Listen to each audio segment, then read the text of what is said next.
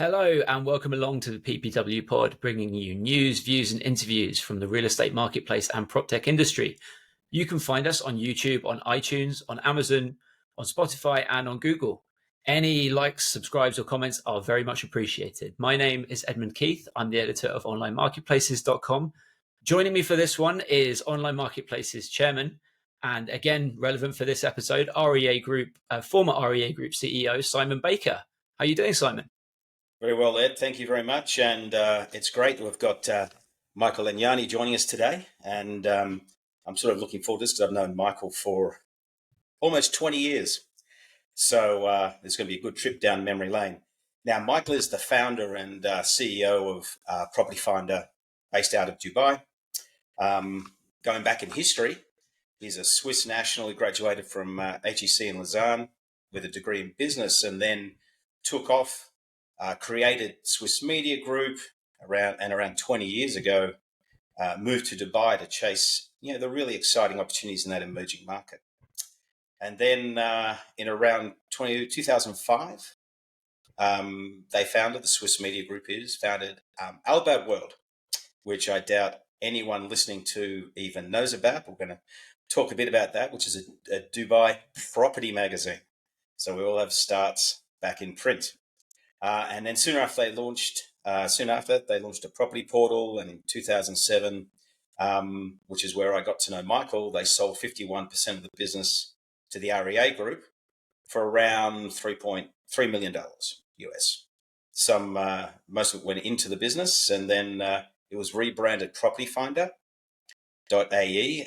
because at that point at REA we had Property Finder in the United Kingdom, so sort of a good linkage there.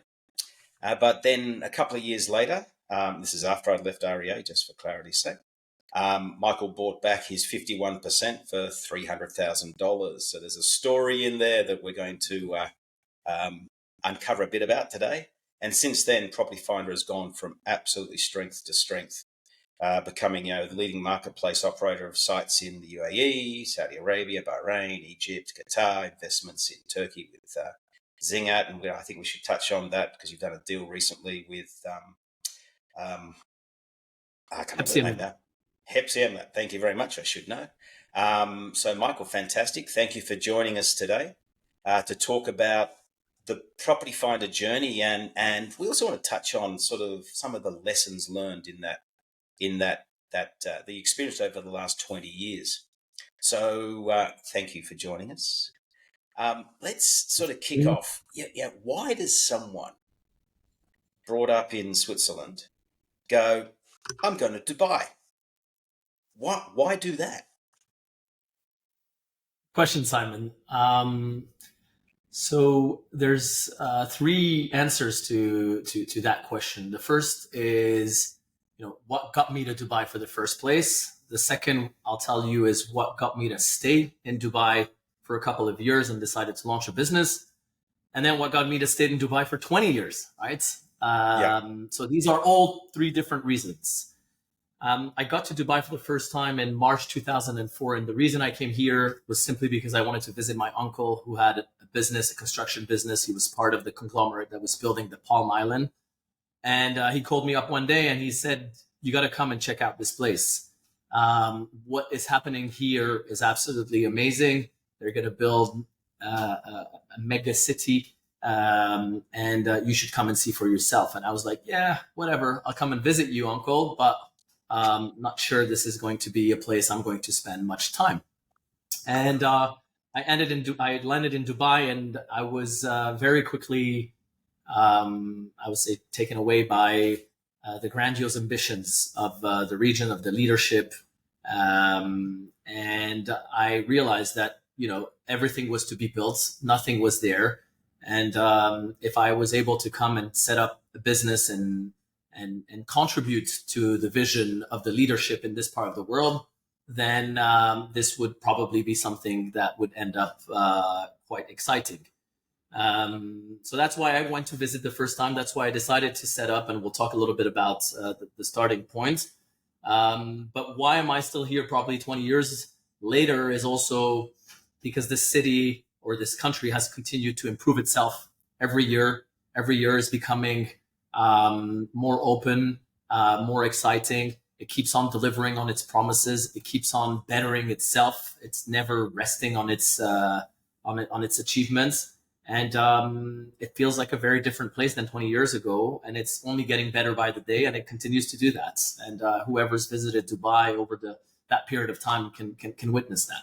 Okay. So it's created massive opportunities for you, and you've grabbed them. So what made you think about starting Bab World, this magazine for real estate, back in, I don't know, 2005, 6, whatever it was? Yeah, so we had this company, a friend of mine and I, that we had started called Swiss Media Group, and we were publishing magazines in Switzerland. And one of the magazines that we were publishing was an equestrian sports magazine, high-end magazine that was making, the revenue model was purely an advertising revenue model where we were selling, highly rated pages to the likes of Rolex and Cartier, who wanted to get the exposure to our high net worth kind of readers.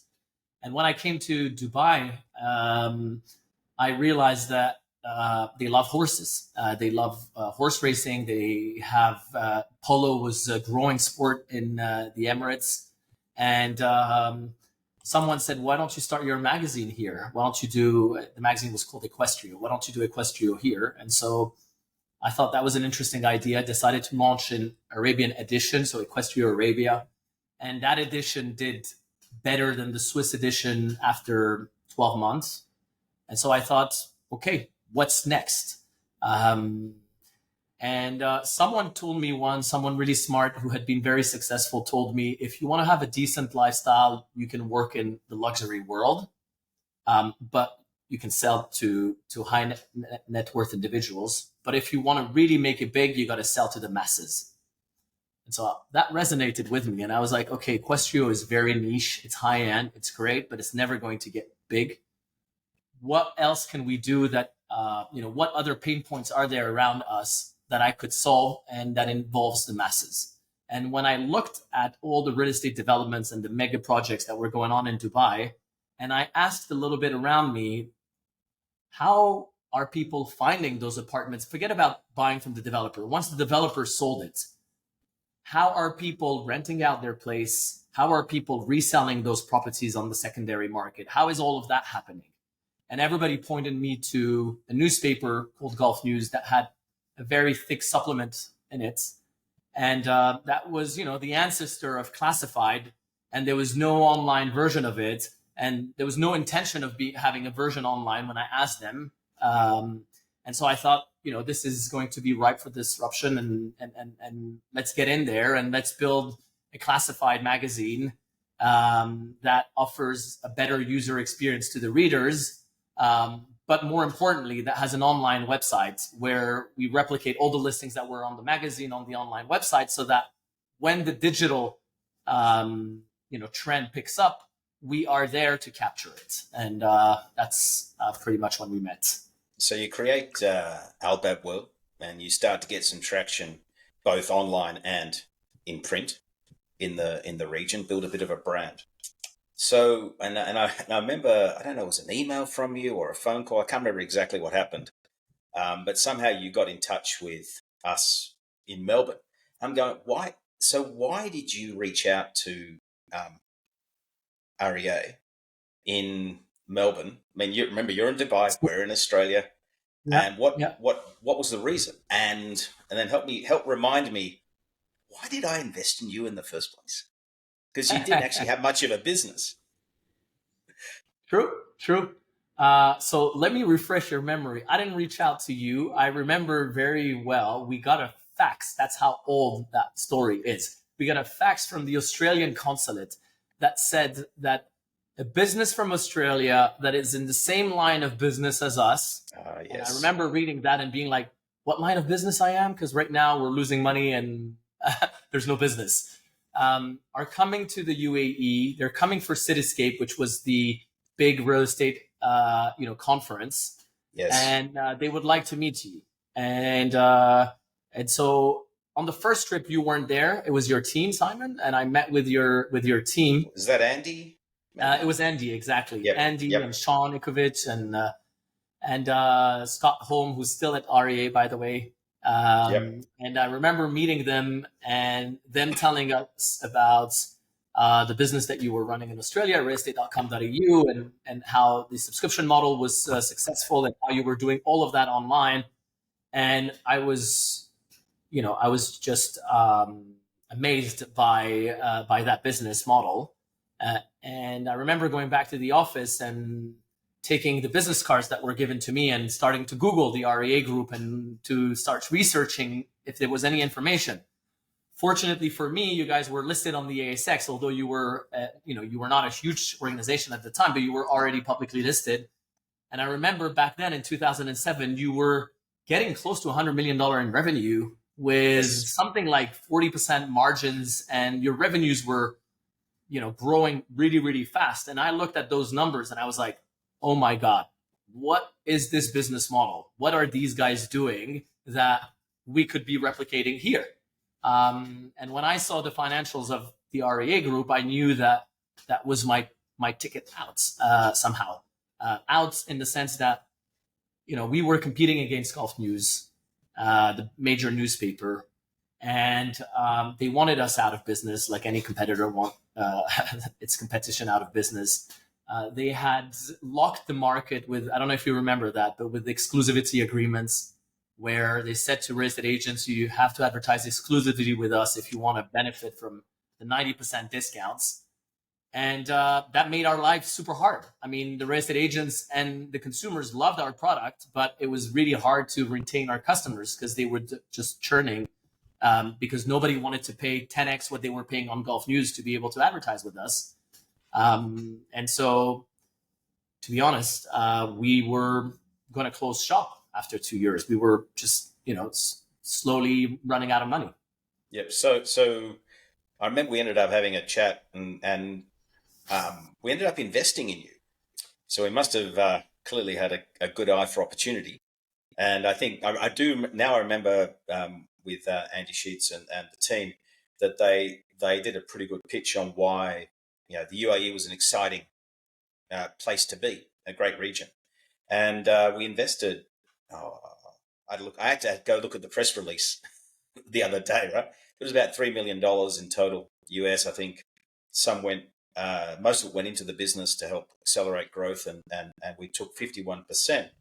But we were pretty hands off, right? We basically said, look, grow. What do you need to have help in growing?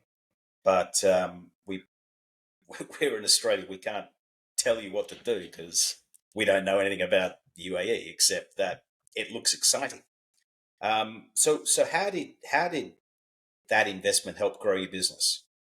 Yeah. So I don't just on the investment. I don't know if you remember, but I was ready to sell 100% of the business. I was like, buy 100% of the business, and I'll move on to the next thing. And then you said, no, we want 90% of the business. I said, why? It says, because we want you to stay and run it. I was like, oh, okay. Well, if I want to run it, then I want to own more. You're like, yeah, but we need to have majority because we want to consolidate revenues. Yes. And that's how you ended up owning that 51%. 2 million went into the business, 2.1 million went into the business, and 1 million went to the shareholders, which was a nice little exit for my co-founder and myself at the time. Now, how did the investment help us? Well, it massively helped us. Remember, we were unable to compete against Golf News on the print. So we had an online presence, but we were still perceived as a print publication by our competitor. And when we looked at the T's and C's of their contract, it said you have to advertise exclusively with Golf News publications, meaning that if you can advertise online wherever you want, basically. That's what it meant. And so when we identified that, we said, let's kill the print. Anyway, it's just a matter of time until everybody moves their dollars to online. And, realestate.com.au are doing it purely online in Australia. So there's got to be ways that we can do that. And let's understand how they are charging their customers. So the big change from print to online was that in a print publication, you sell for one edition, right? For next week's issue, let's say. and then you have to go and see the customer again and see, do you want it? You have to kind of keep on selling. Whereas with a subscription, with an online subscription, you sell once, and as long as you're delivering value and leads, your customers will renew. So that business model scales a lot more. And so we took those ideas from the REA Group, right? We didn't reinvent the wheel there. We were like, this is brilliant, subscription model, B2B, let's try that. Obviously, we needed the funding because we were, our revenues almost went to zero and then grew back up online. And we learned a ton, right? I mean, during those 2 years, I'm sure you remember, I was coming to Melbourne quite regularly, talking to your entire team, learning how they did the product, learning all about, conversions and SEO and all of those concepts that were relatively new back then. So I always say that, that investment from REA really put us onto the right direction. And we were very early on exposed to probably what I call today one of the best internet business model out there. And so we learned from the best. I mean, REA still today is probably one of the best real estate classified. And that was a privilege. Okay, I'm going to butt in here and be bad cop for a minute. So this is all going really swimmingly, but then there's the part of the story that Simon mentioned where you buy back that share of the company for $300,000. What was it that went wrong? And, why did you end up buying back the business? So what went wrong is a global crisis called the global financial crisis that came about in 2008, 12, 18 months after the investments.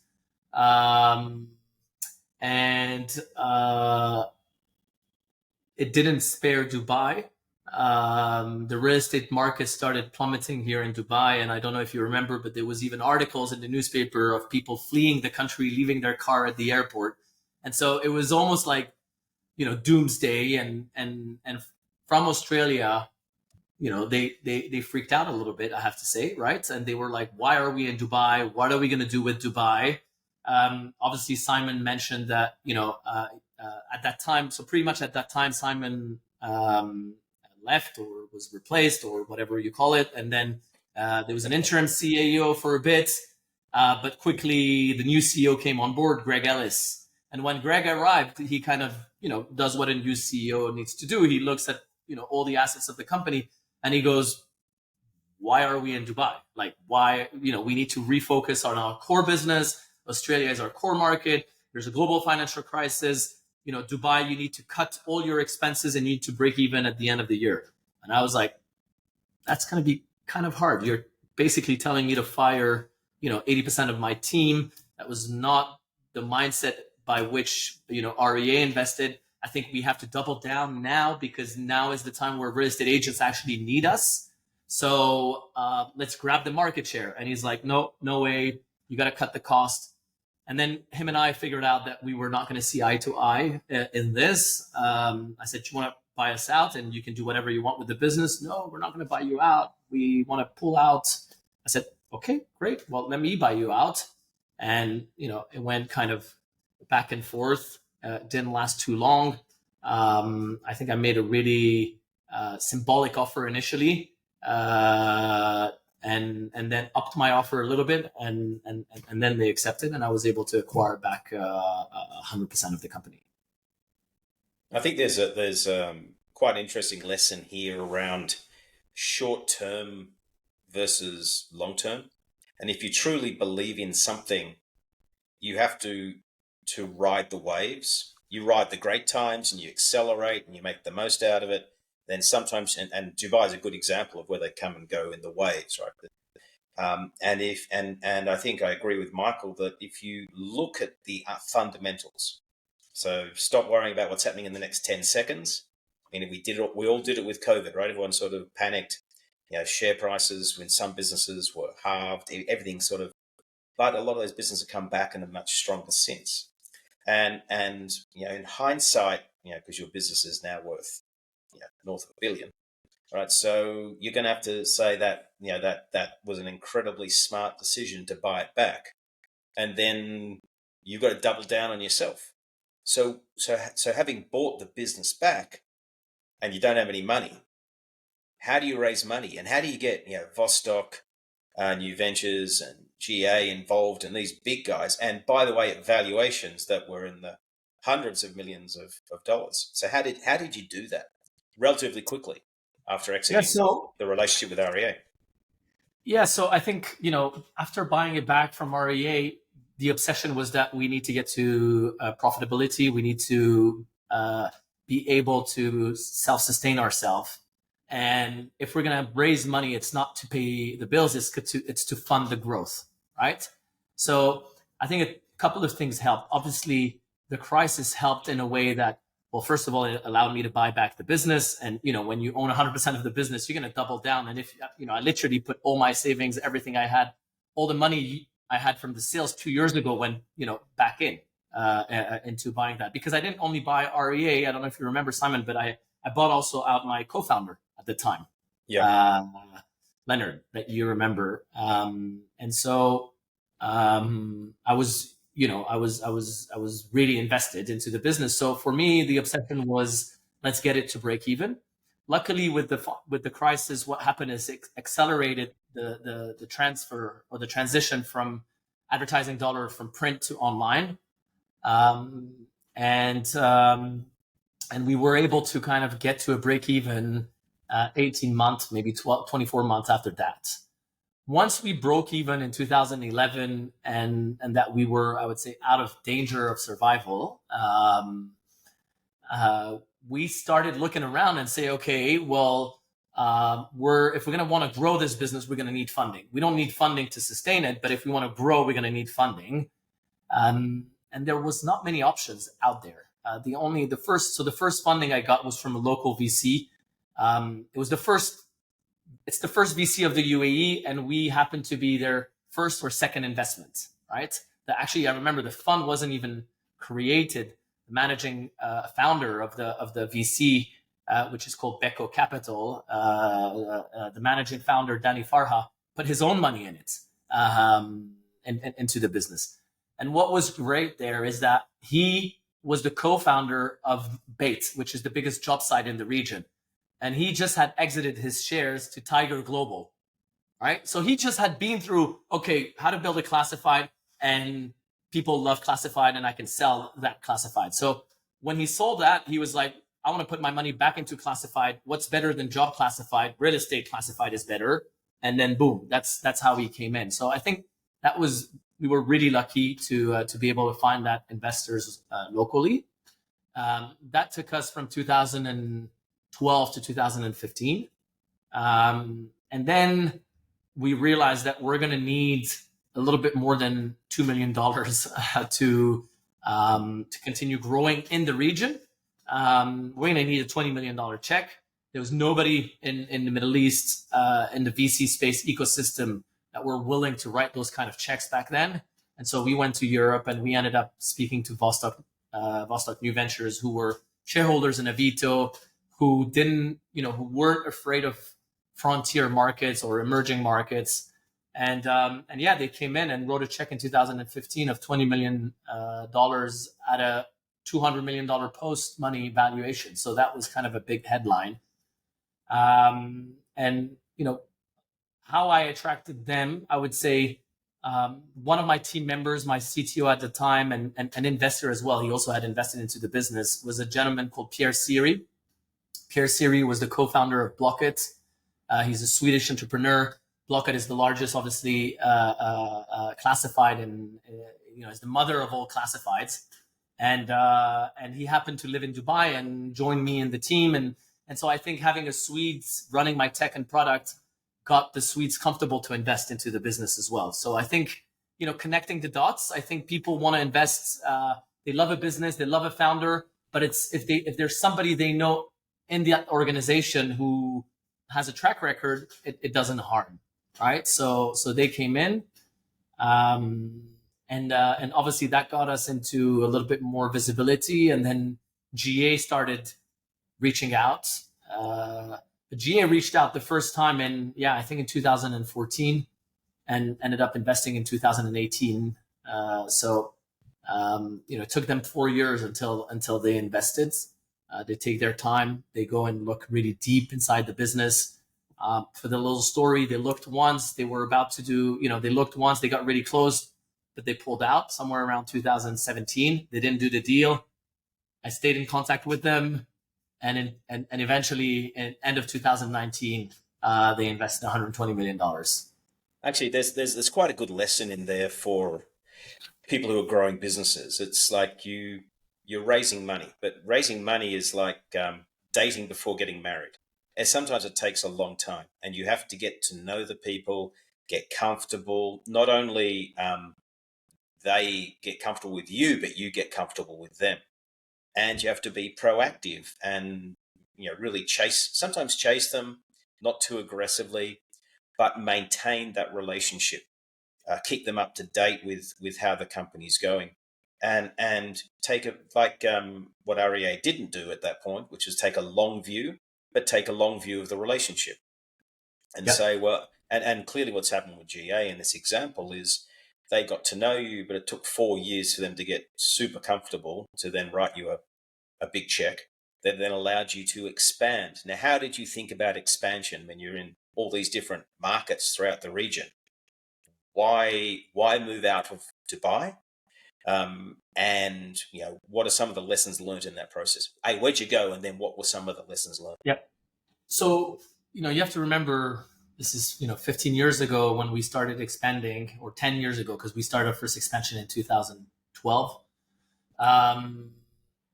Dubai was a very small place, right? The real estate industry in Dubai was nascent. The number of transactions were a fraction of what they are today. And looking at the addressable market of the UAE, it was, obvious that at that time, you were not going to build a huge business. So if you wanted to build a decent business, you had to tap into bigger, larger markets that existed in the region, such as Egypt, right, with over 100 million population. And so we looked around a little bit in the market, and what we realized is that, wow, none of those markets have a online digital real estate classified. And this model is gold. And we all know, the benefit of being the first mover, having the first mover advantage. And so I thought, okay, let's go and open in those markets and be the first one and see how we can capture those markets. So the first one we said, let's go small. Let's not go straight to Egypt. Let's do Qatar.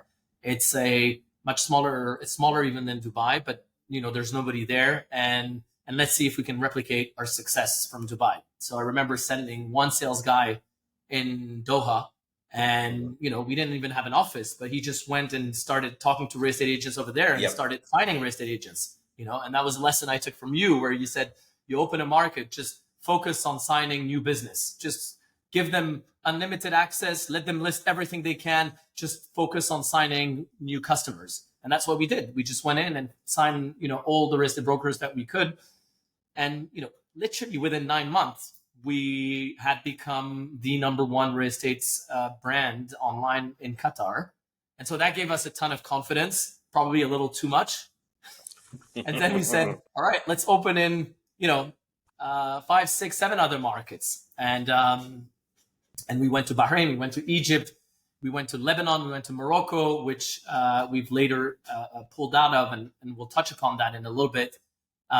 But we went everywhere where there wasn't a real estate classified, because we thought that having the first mover advantage was important, and it was.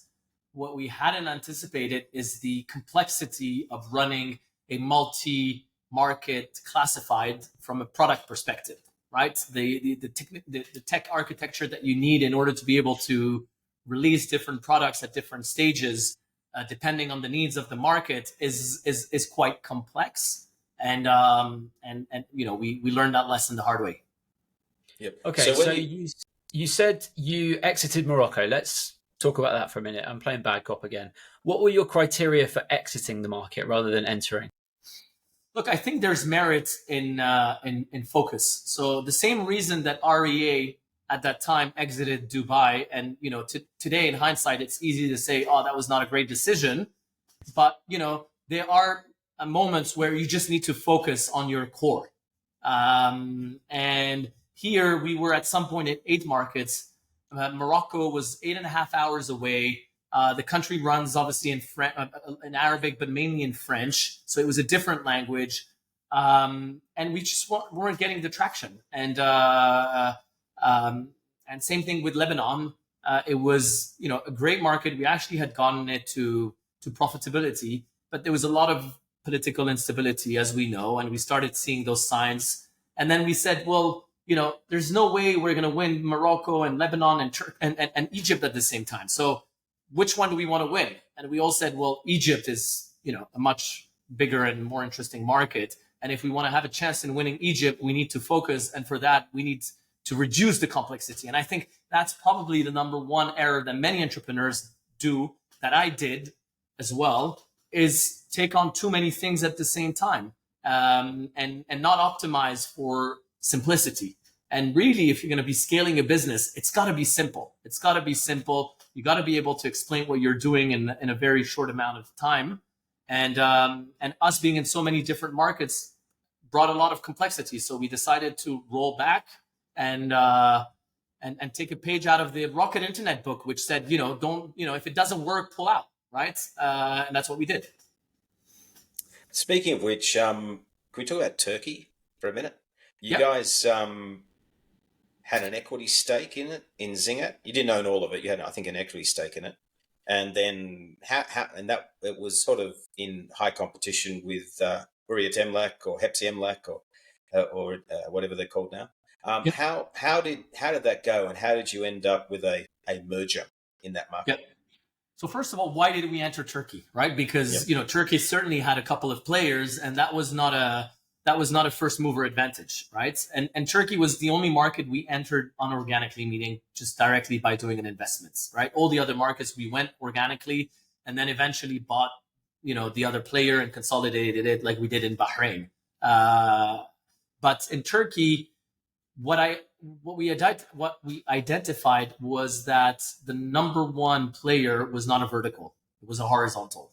Mm-hmm. And talking to the real estate agents and the consumer, there was a lot of frustration there, right? This is Sahibinden we're talking about. This is Sahibinden, yes. Yep. And then the real estate verticals were okay-ish, right? The leading one was a spin-off of a publication, Hepsi Emlak, right? REA Emlak back then. Then it was rebranded Hepsi Emlak. And us and a couple of others, right? Us meaning Zingats. And we identified a great team that, did a better product than the others. And we said, all right, let's get in there. Let's invest a minority stake and let's learn about that market. Because I believe that the ultimate winner will be a vertical. And that prize is up for grab. Not an easy task, right? But I still believe it's up for grab. And so we invested in Zingat as a minority. We grew our stake over time. We eventually owned 100%, and then drove a merger with the bigger player, which was Hepsi Emlak. And today we are again a minority shareholder in that merged entity. And we're very excited by it. We were seeing tremendous traction. We think that business will continue to grow. Will it ever be able to take the number one position from Sahibinden? Only time will tell. But I think Turkey is a big market enough for a number two to still be profitable.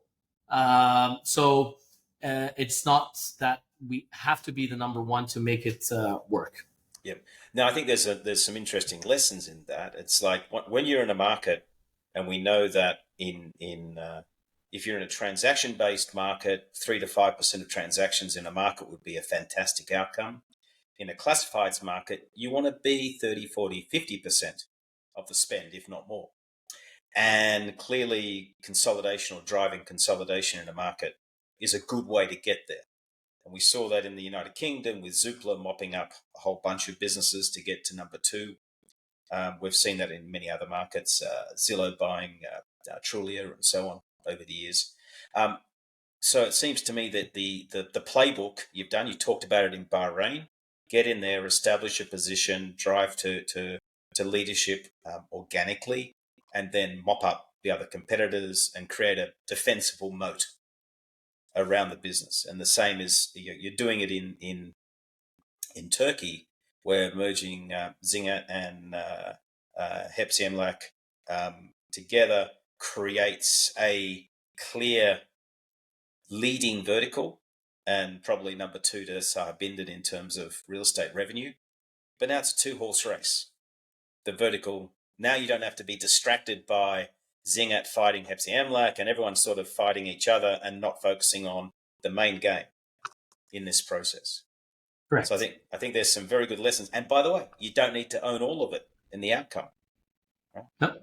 Yeah, I'd rather own 50% of 1 million than 100% of 10,000. Right? Correct. Yeah. So it's a way to think about it. And for the little story, I met Ahmed Kayan, who was the founder of Zingat, at one of your Property Portal Watch conference in Madrid, and that's where we started that conversation, and then the deal happened. So excellent. It's funny how everything kind of comes back in circle always. Oh yeah, it's a small world. We know that for sure. So let's focus back in Dubai. You're the leader in Dubai, but the competition there heats up. And I think, EMPG, as it was known, with Dubizzle, and now have rebranded themselves the Dubizzle Group, because clearly indicating that Dubai is their main market now, have given all the troubles in Pakistan politically and the impact that has on the Zameen business.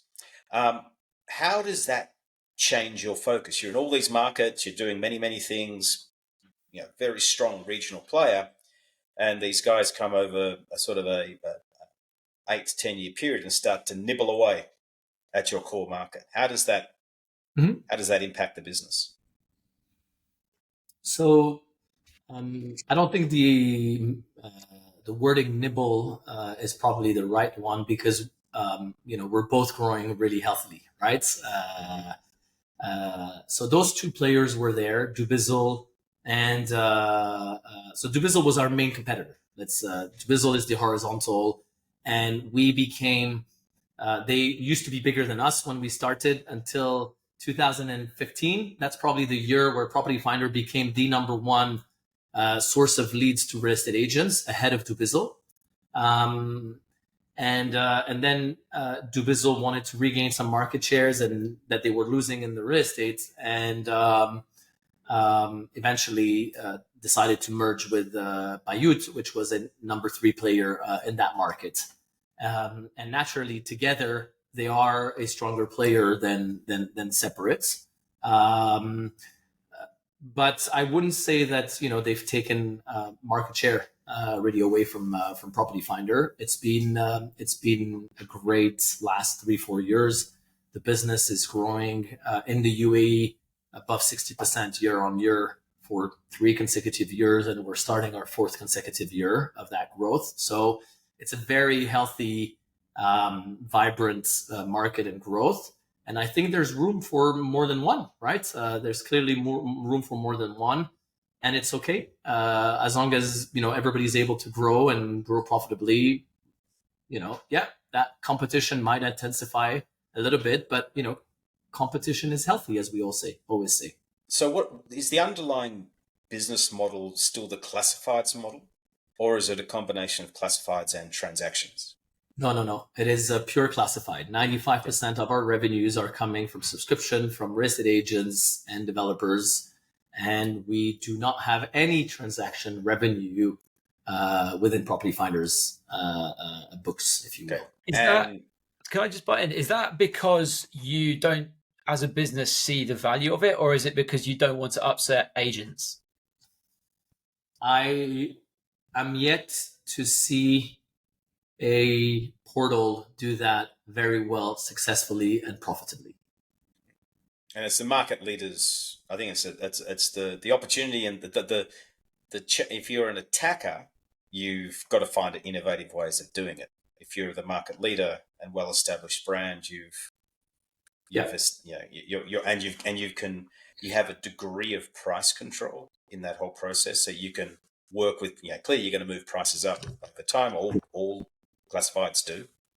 It's just another way of capturing a chunk of the commission through the advertising spend. Yeah. Again, along those lines, when you're leading a business model where when you're the leader in a space where the business model can command up to 70-75% EBITDA margin, why disrupt that, right? What are you trying to achieve, right?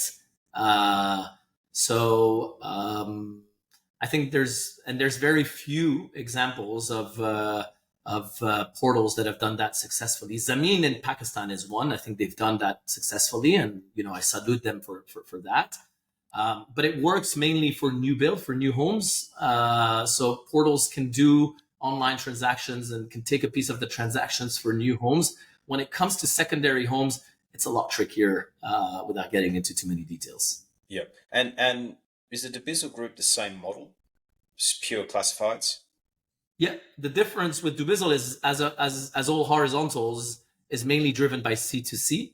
Or at least consumers can advertise on the platform. Their revenues are still coming from businesses. But that creates, as you would know, a quite different experience when you've got licensed real estate brokers along with individuals advertising. Yep. It has its own little challenges, that one. I Yep. can see, because the agents don't necessarily like it. So I can understand that. Now, Because of that, I think that you can get above it, but it's just the consistency of experience you're offering to your users. I mean, one listing you have a professional answering, the other one you have, an individual answering, or not most of the time. So it's more from the user experience. I think the real estate brokers don't like it initially, but as long as they're getting value, it's fine. So you got nearly 20 years under the belt in Dubai, and most of that, almost all of it, building Property Finder. What does the future look like? How do you start to crystallize the returns for the shareholders? Yeah, IPO coming up. How do you think about what's next? Yeah. So look, we have crystallized returns without an IPO for shareholders. The company has actually been the main acquirer of shares. So we've bought out Vostok New Ventures when they needed to exit. We're in advanced talk with Becker Capital as well. General Atlantic is sticking around for a little longer because they can see that there's still a long runway ahead of us. When you look at the TAM that's ahead of us and the markets that are ahead of us, we're still getting started. Although it's been 20 years, there is a lot more growth ahead of us than there is behind us. Yes, one day, to answer your question about the IPO, will this business be a public business one day? Most likely, right? At some point, it will reach a size where it will absolutely make sense to take it public. Is that the next thing I'm focusing on? No. Going public for me is to provide liquidity to shareholders who absolutely want liquidity. I'm fortunate enough to be well aligned with my shareholders, and General Atlantic is keen to stay on board. So there's no rush to kind of do that. However, there will be a time where it will make sense, as in, the transparency that a public listing brings, the talent that you can attract, and the access to cheaper capital if you want to do more M&A and all that kind of stuff might make sense. But for now, we're quite happy to continue growing privately without, away from the scrutiny of the analysts. Which makes sense. So with a bit of an eye on the time, and honestly, it's been a fascinating trip down memory lane, and also a good chance to get an idea of how you think about the growth of these businesses. What if you were to talk to an entrepreneur, someone who's sort of relatively young, thinking about where you were, Swiss Media Group back in the day, what advice would you give them when they're sort of growing their business? What were the 3 or 4 things that would be key lessons learned? So I would say a couple of lessons. The first one is if you want to be an entrepreneur, start as soon as possible. I just don't believe in kind of gaining experience for 10 years before starting your own business. It's going to be an extremely long journey. It's much longer than what you can expect. Whatever business plan you put, if you think you're going to make it in 5 years, you can double or triple that. That's what it's going to take. So the sooner you start, the smaller is your cost of opportunity, right? Because being an entrepreneur, when you're in your mid-20s, when I started, it's okay. I can go for 10 years without, decent income. If you start at 30, 35, it becomes a little bit harder if you plan to have a family, right? So the earlier you start, I think the better. Make all these errors as soon as possible, because making big errors at 30, 35 years old is a lot more costly than at 25. Again, make sure you're passionate about what you do, because this is going to be a very, very long journey. And so if you're not passionate about the problem that you're solving, if you're not enjoying your ride, if you're not enjoying the people that you work with, make sure that you surround yourself with people that you enjoy seeing daily, then it's going to be a really painful, long ride.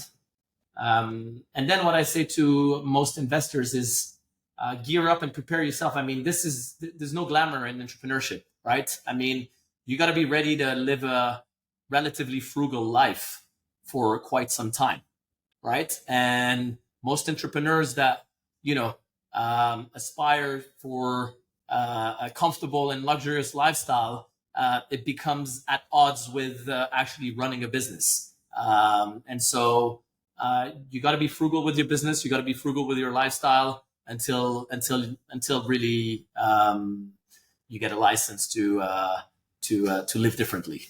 Yeah, until you've delivered the results and validated that with external investment and some cash out for yourself in that process. And that's a very, very long journey. And here you are, having started Bab World and now Property Finder back in 2005, 6. So you're 18 years into this, doing very, very well. Fantastic, leadership position, not only in Dubai but in the region. And Michael, thank you very much for taking the time to chat with us today about the journey down, of Property Finder, but also the lessons learned along the way. So it's been fantastic, and thank you very much. Thank you, Simon. Thank you, Ed. It's been a pleasure, and look forward to seeing you both in person.